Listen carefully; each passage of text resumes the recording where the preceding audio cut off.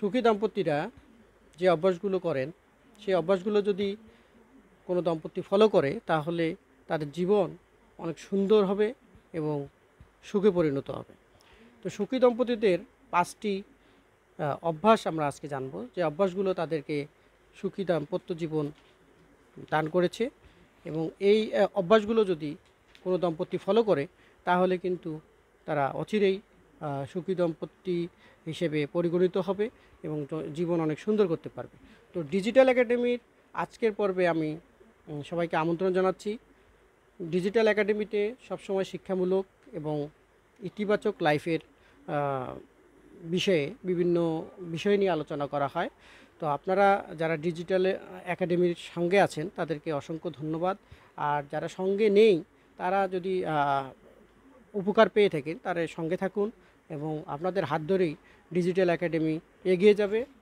তো প্রথমেই আমরা দেখব যে একজন সুখী দম্পতি তাদের জীবনে কোন 5টি অভ্যাসের কারণে তারা সুখী হিসেবে পরিগণিত হয়েছে।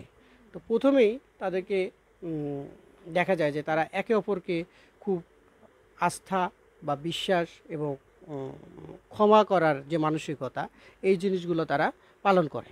অর্থাৎ একজন সুখী দম্পতি সবসময় দেখবেন যে তার সঙ্গীর ভুলভ্রান্তিকে তারা ক্ষমা সুন্দর দৃষ্টিতে দেখে এবং কোনো ভুলভ্রান্তি করলে সেগুলোকে তারা সংশোধন করার জন্য কথা বলে ডেলিবারেটিভ আলোচনার মাধ্যমে সংশোধন করে থাকে। এরপর আপনার সুখী দম্পতির মধ্যে যে জিনিসটা দেখা যায়, তারা ঘুমানোর ক্ষেত্রে সবসময় দেখবেন যে একসাথে ঘুমোতে যায় এবং তাদের মধ্যে খুব সখ্যতা থাকে। তারা তাদের জীবনের যে ঘড়িটা সেটা সেইভাবে তারা সাজায় নেয় এবং দেখা যায় যে ঘুমানোর সময় তারা একই সময়ে বিছানায় গমন করে। তো এই জিনিসগুলো সুখী দম্পতির মধ্যে দেখা যায়। এরপর যে জিনিসটা তারা ফলো করে সেটা হচ্ছে, তারা যদি কোথাও বেরোতে যায় বা তারা কখনো হাঁটতে যায় তাহলে কিন্তু দেখবেন যে তারা পাশাপাশি হাতে হাত রেখে হাঁটছে। তো এই জিনিসগুলো আপনাকে কিন্তু সুখী দম্পতি হিসেবে প্রতিষ্ঠা করবে। আর যে জিনিসটা আছে সেটা হচ্ছে একজন আরেকজনের প্রতি শ্রদ্ধাশীল।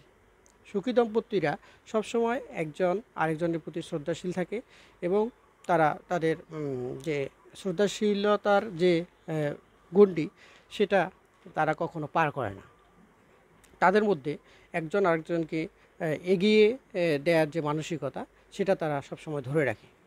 তো এভাবে কিন্তু তারা সুখী দম্পতি হিসেবে এগিয়ে যায় এবং জীবনে তারা সুখী দাম্পত্য লাভ করে।